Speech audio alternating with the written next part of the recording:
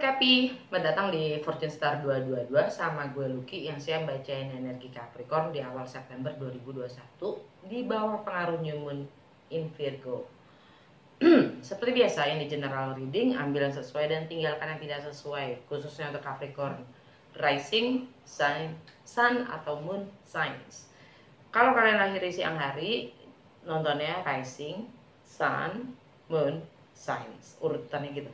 Coba aja deh, dicoba. Kalau kalian lahir di malam hari, urutannya rising sign, nonton rising signs, moon signs, juga sun sign terakhir. Karena akan ada perbedaan dalam memahami dan berpersepsi. Oke, dicoba aja. Anyway, cross watcher kalian welcome untuk join karena energi kita suka ketukar atau saling mengadopsi ya. Jadi mungkin banget kalau message-nya bisa jadi buat kalian juga. Oke.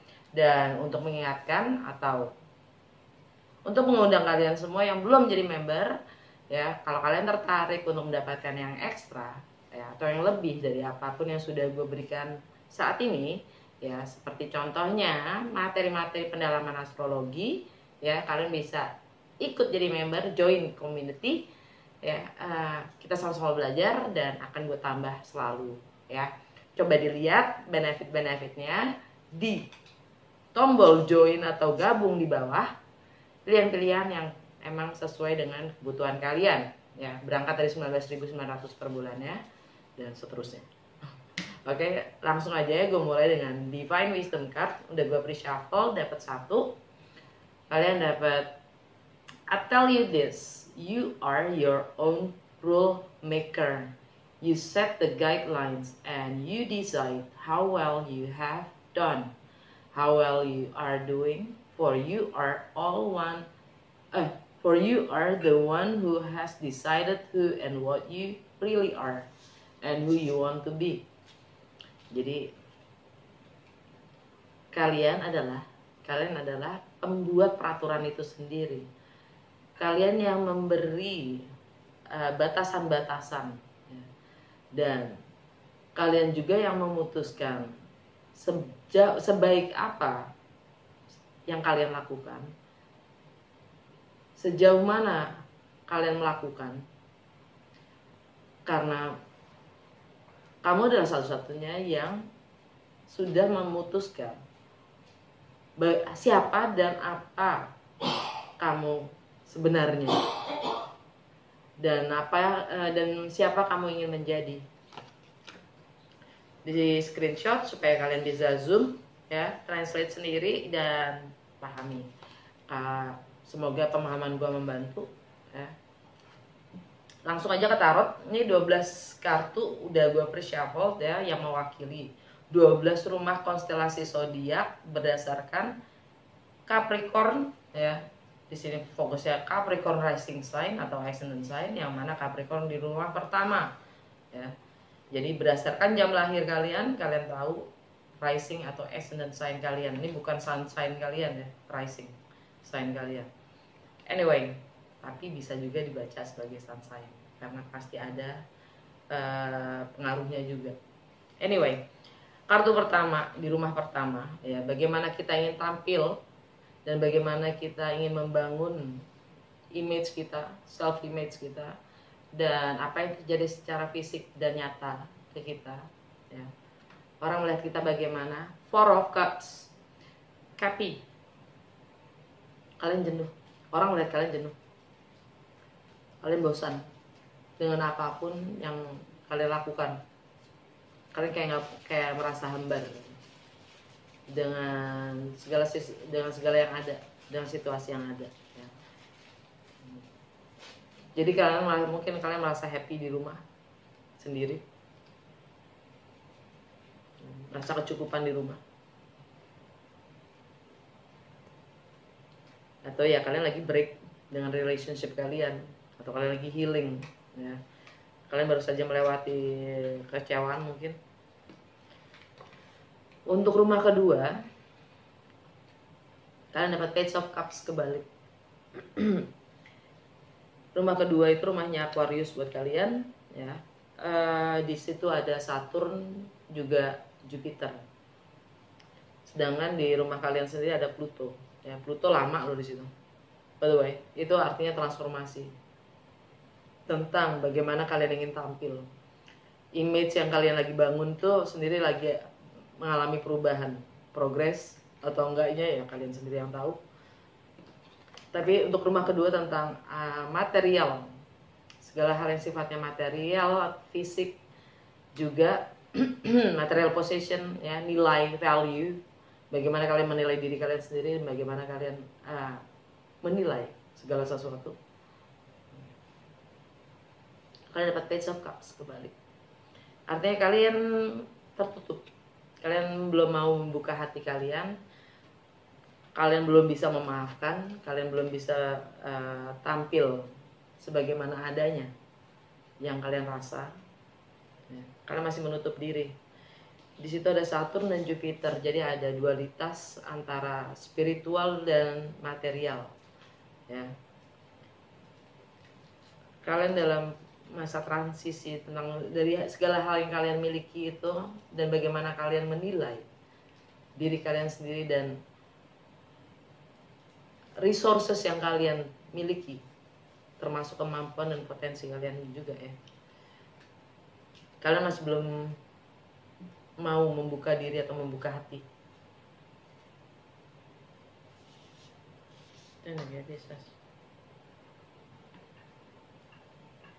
Dan ya, kalian dapat, karena mungkin kalian baru saja mendapatkan, kalian akan mendapatkan atau baru saja, atau setiap orang berbeda, pemahaman atau komunikasi atau keputusan.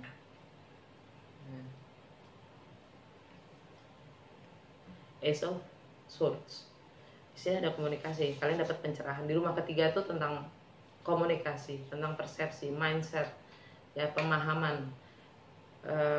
Mungkin kalian dapat pencerahan dari apa yang selama ini kalian pahami itu tidak lagi sesuai dengan apa yang selama ini kalian yakini.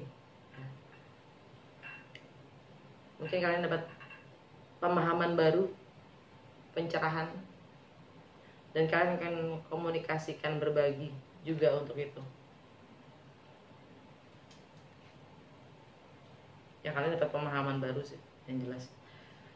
Untuk rumah keempat, home, family, dan foundation, juga hubungan kalian dengan wanita dalam hidup atau figur ibu, ya, tentang emosional kalian. Kalian nyaman di rumah, kalian merasa cukup dengan apapun yang kalian miliki di rumah, dengan kejombloan kalian mungkin. Kalian lagi nurturing yourself, kalian lagi merawat diri kalian sendiri. Me time, energinya Virgo, karena kalian tahu kalau kalian value enough gitu. Kalian punya nilai tertentu yang I'm enough gitu. Gue cukup.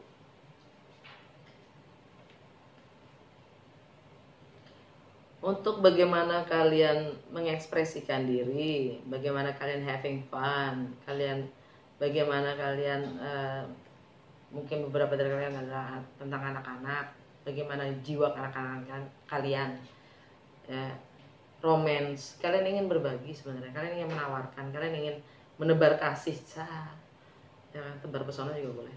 Ini dating card buat gue, ya. Kalian sebenarnya mau keluar, kalian pengen having fun, ya.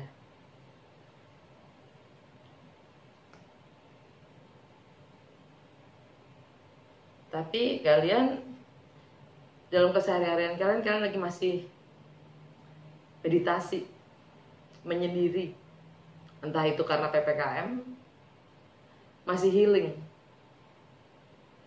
dengan energi hermit. Kalian lagi mengontrol, mencoba untuk mengontrol, ya, diri dari dalam, mencoba mencari jawaban-jawaban, ya, dalam kesendirian kalian, mendapatkan pencerahan. Jadi kalian lagi menganalisa.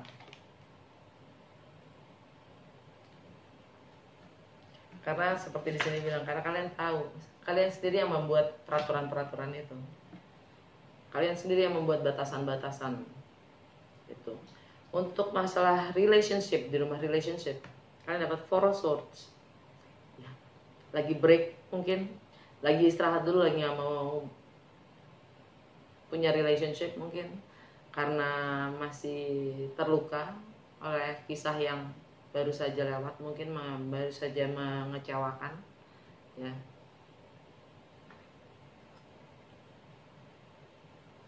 Entah itu partnership, bisa juga masalah status sosial kalian, bagaimana hubungan kalian dengan laki-laki dalam kehidupan kalian ya. Atau kalian lagi membangun kekuatan dari dalam ya, untuk siap merelakan, mengikhlaskan, melepaskan, bahkan termasuk karir atau partner ya, partnership ya. Bisnis mungkin bisa jadi, karena ini rumah relationship itu juga termasuk partnership, bisnis partnership ya. Untuk masalah shared resources, sex intimacy juga bagaimana kalian mendalami sesuatu hal untuk membantu kalian untuk menjadi. Shared resources itu bisa jadi properti, warisan. Warisan itu bisa termasuk ideologi ya, mindset, juga termasuk asuransi, pajak, finansial. Five of Cups, energi Scorpio.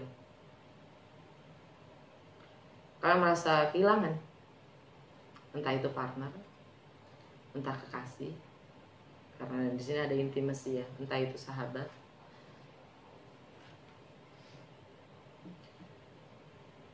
Entah bisa juga gonogini, warisan, properti.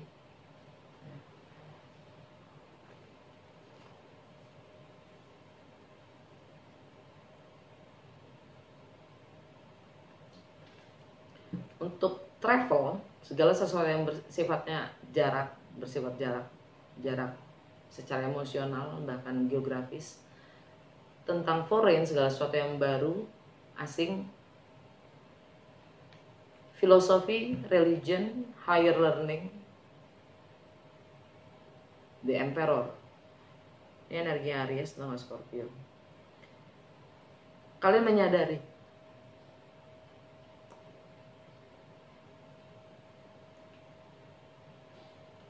ini ada di ini di rumahnya Virgo buat kalian, dan ada matahari di sini ya.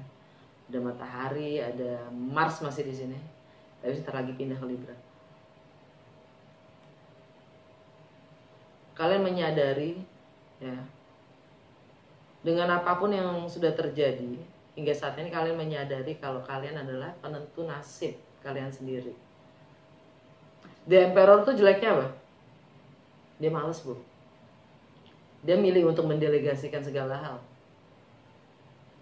Dia sulit untuk bergerak. Dia diam di tempat. Orang datang ke dia. Karena dia tahu value-nya dia.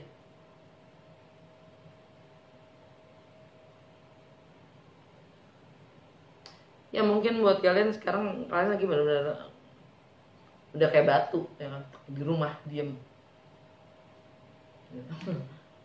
Orang butuh gua akan datang. Udah, gitu aja. Karena kalian tahu kalian punya kontrol dan kuasa. Kalian bisa mengendalikan semesta kalian sendiri gitu, kurang lebih bahasanya. Kalian dapat pencerahan itu. Seperti Divine Wisdom card tadi bilang ya. You are your own rule maker. Kalian pencipta, penentu peraturan itu sendiri. Batasan-batasan itu lo yang buat. Untuk masalah karir, reputasi, life's goal, status sosial, dan hubungan kalian dengan laki-laki dalam hidup kalian, entah itu adik, kakak, bapak, pacar, suami. Ten of Wands, kalian lagi membangun kekuatan untuk mampu merelakan itu semua, melepaskan itu semua, atau bahkan kerjaan juga bisa ya. Change job, change goal, Ini juga bisa relokasi. Energinya Sagittarius. Karena kalian ya healing juga. Kalian juga membangun harapan-harapan baru, ya kan?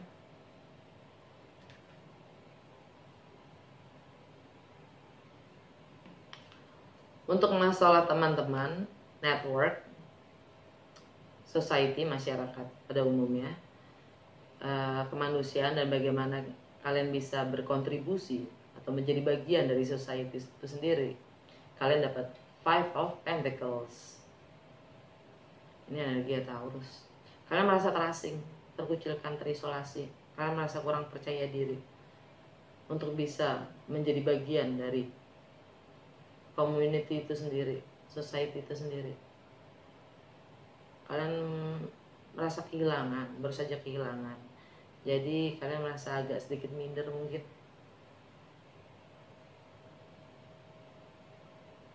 Untuk bisa berbagi, untuk bisa lebih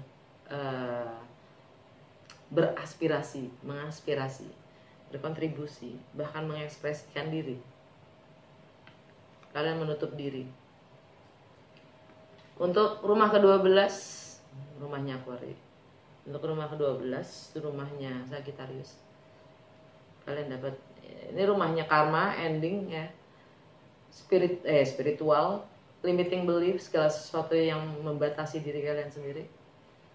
Tentang alam bawah sadar kalian lagi healing untuk mencapai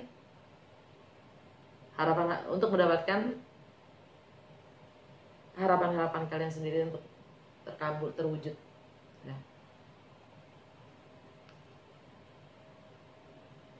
Kalian lagi mencoba memahami alam bawah sadar kalian sendiri dan batasan-batasan dari keyakinan-keyakinan kalian sendiri secara spiritual. Kalian lagi membangun new hope supaya kalian bisa lebih membuka hati kalian dan diri kalian sendiri untuk menjadi alam bawah sadar kalian. Knight of Pentacles, energinya Virgo. Di rumahnya Virgo ada apa? The Emperor.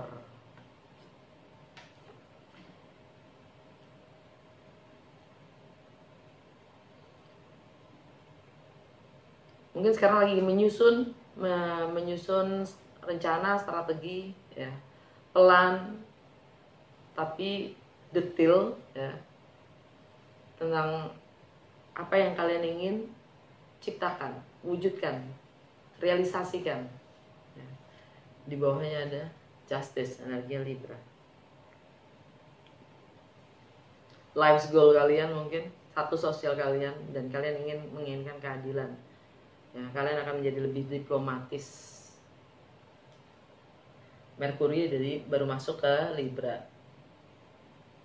Ya, kalian akan lebih diplomatis dalam mengkomunikasikan segala hal, ya, untuk mencapai kebahagiaan itu sendiri.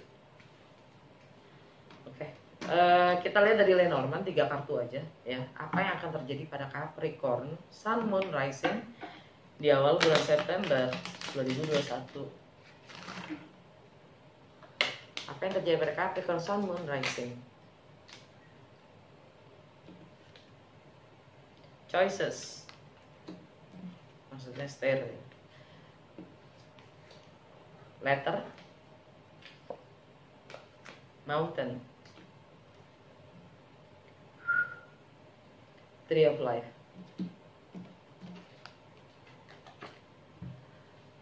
Pilihan itu menjadi rintangan buat kalian, challenge buat kalian, ya. Kalau untuk mendapatkan jaminan, kontrak, notifikasi, dokumen, atau sekedar kabar, kalian harus memilih terlebih dahulu. Yang mana pilihan itu adalah challenge itu sendiri buat kalian. Dan alam bawah sadar kalian ada karma di situ, atau ada history, ya, memori, ada tentang keluarga, juga ada untuk beberapa orang berbeda, ya. Ini juga tentang pandemi itu sendiri yang mengikat. untuk mencapai kemanapun kalian menuju. Di bawahnya ada kompas.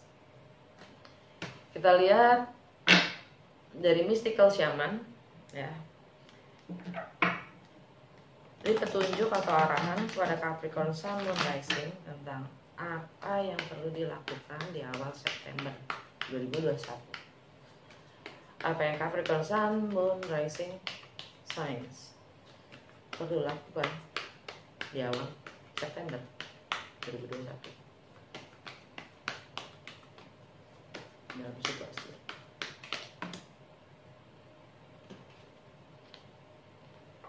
Hunter.